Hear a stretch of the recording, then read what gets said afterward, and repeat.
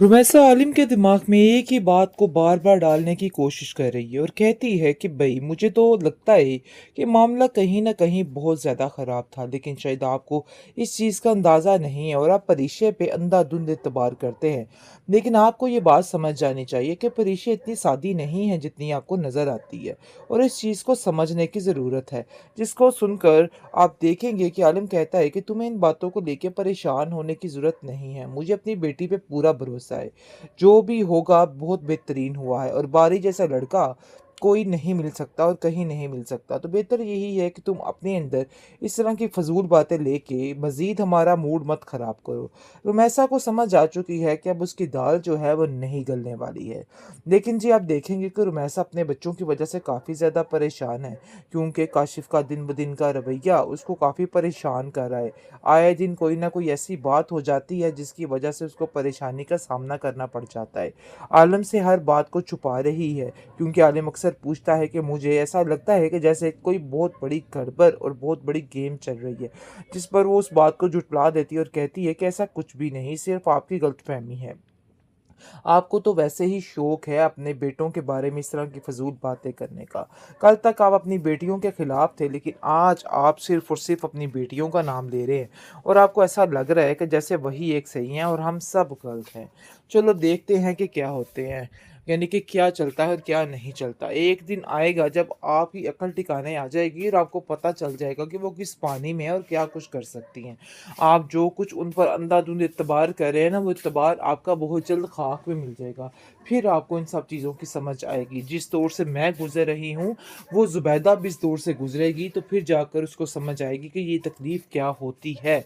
आप देखेंगे कि वो कहता है कि इन सब चीज़ों में उसका क्या कसूर है?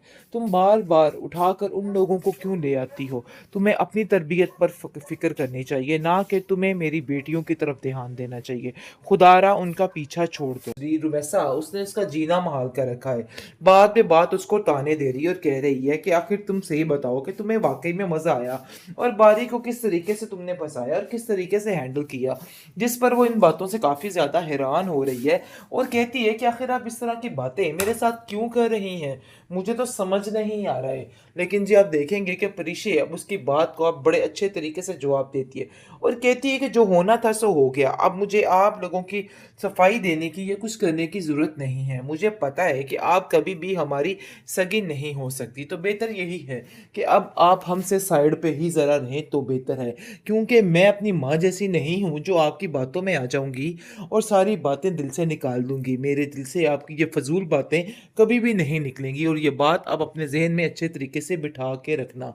लेकिन जी आप देखेंगे, ज़ुबैदा उसको कहती है कि बेटा जो कुछ भी है, अब इन सब चीज़ों को भूल जाओ और अपने दिल से ये सारी चीज़ें निकाल दो, क्योंकि मुझे नहीं लगता है कि अब कुछ ऐसा करने की ज़रूरत है।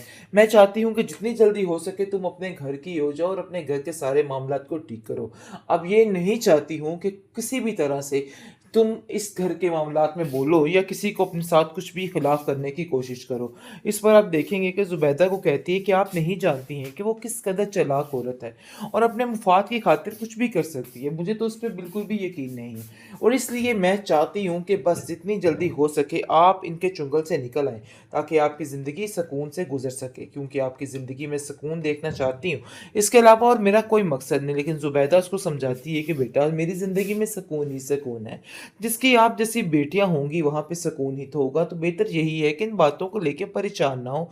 देखो मैं बिल्कुल ठीक हूँ, लेकिन मैं चाहती हूँ कि तुम अब सिर्फ़ और सिर्फ़ अपनी तरफ ध्यान दो, इसके अलावा और कुछ भी नहीं। अनाया ने सबके सामने इस बात की हामी तो भर ली है कि वो भारी की शादी पे जाने के लिए बिल्कुल तैयार है, लेकिन अंदर ही अंदर उसके दिल में इस बात के लिए इतना गुस्सा है कि वो किसी को कुछ नहीं बता सकती है।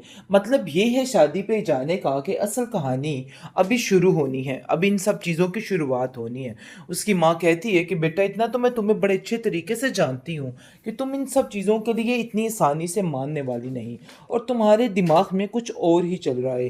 जिस पर वो कहती है कि अगर आपको इस चीज़ का इल्म है तो बार बार आप क्यों इससे बातें कर रही हैं? जिस तरीके से मेरा बानी ने दिल तोड़ा है ना, मैं उस चीज़ की सज़ा उसको देकर ही रहूँगी, चाहे जो मर्ज़ी हो जाए।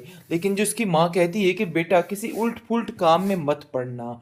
रहील अब बिल्कुल ठीक हो चुका है मिनाल के साथ और समझ चुका है कि नहीं, मिनाल के साथ ऐसे रहना ही उसके लिए सब कुछ ठीक है और वो उसको कहता है कि चलो जो हुआ सो हुआ, अब पुरानी बातों को सोचने का फ़ायदा नहीं। लेकिन ये चीज़ हज़म नहीं हो रही है इसके घर वालों को और वो कहते हैं कि तुमने फिर दोबारा से उसको माफ़ कर दिया, लेकिन हमारे घर में उसकी अब ये जगह नहीं बन सकती। ये बात तो बिल्कुल तय है, चाहे जो मर्ज़ी हो जाए। तुम्हें अगर उसके साथ रवैया अपना ठीक रखना है तो चाहे रखो, लेकिन हम बारी के किए की सज़ा अब मिनाल को देकर ही रहेंगे। मुझे इस चीज़ का अंदाज़ा हो चुका है कि जो कुछ बारी ने किया है ना, बहुत गलत किया है। मेरी ये नाया बेटी अपना दिल बड़ा करके अगर उस घर में दोबारा से जाना चाह रही है, तो इसका मतलब ये हरगिज़ नहीं है कि हमने बारी को माफ़ कर दिया है। भई मारी को हमने माफ़ नहीं किया, लेकिन जी मिनाल के साथ जो रवैया घर में चल रहा है ना, वो देख के मिनाल काफ़ी परेशान और रो रही है और कहती है रहील को कि आखिर इन सब चीज़ों में मेरा क्या कसूर है जिसकी सज़ा मुझे दी जा रही है। जिस पर रहील कहता है कि थोड़ा वक़्त लगेगा, सब ठीक हो जाएगा, लेकिन तुम्हें अभी बारी की फ़िक्र करने की ज़रूरत है। उसकी इस शादी की सारी ड्यूटी तुम्हारे ऊपर है और मैं नहीं चाहता कि किसी भी तरह से तुम्हारी ये सारी चीज़ें ख़राब हों। तो बेहतर यही है कि अभी अपने फ़ंक्शन की तरफ ध्यान दो।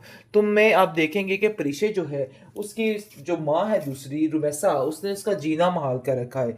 बात पे बात उसको ताने दे रही है और कह रही है कि आखिर तुम सही बताओ कि तुम्हें वाक़ई में मज़ा आया और बारी को किस तरीके से तुमने फँसाया और किस तरीके से हैंडल किया।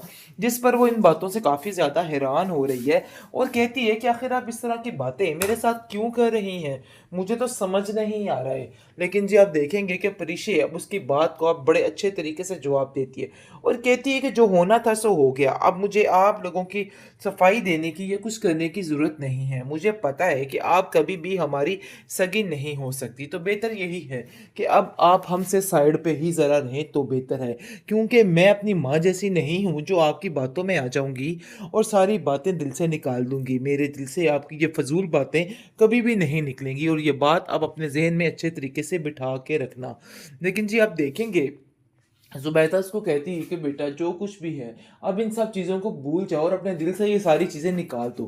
क्योंकि मुझे नहीं लगता है कि अब कुछ ऐसा करने की ज़रूरत है। मैं चाहती हूँ कि जितनी जल्दी हो सके तुम अपने घर की हो जाओ और अपने घर के सारे मामलात को ठीक करो। अब ये नहीं चाहती हूँ कि किसी भी तरह से तुम इस घर के मामलात में बोलो या किसी को अपने साथ कुछ भी खिलाफ़ करने की कोशिश करो। इस पर आप देखेंगे कि ज़ुबैदा को कहती है कि आप नहीं जानती हैं कि वो किस कदर चालाक औरत है और अपने मफ़ाद की खातिर कुछ भी कर सकती है। मुझे तो उस पे बिल्कुल भी यकीन नहीं है और इसलिए मैं चाहती हूँ कि बस जितनी जल्दी हो सके आप इनके चुंगल से निकल आएँ, ताकि आपकी ज़िंदगी सुकून से गुज़र सके, क्योंकि आपकी ज़िंदगी में सुकून देखना चाहती हूँ। इसके अलावा और मेरा कोई मकसद नहीं। लेकिन ज़ुबैदा उसको समझाती है कि बेटा मेरी ज़िंदगी में सुकून ही सुकून है। जिसकी आप जैसी बेटियाँ होंगी वहाँ पे सुकून ही तो होगा। तो बेहतर यही है कि इन बातों को लेके परेशान ना हो। देखो मैं बिल्कुल ठीक हूँ, लेकिन मैं चाहती हूँ कि तुम अब सिर्फ़ और सिर्फ़ अपनी तरफ ध्यान दो।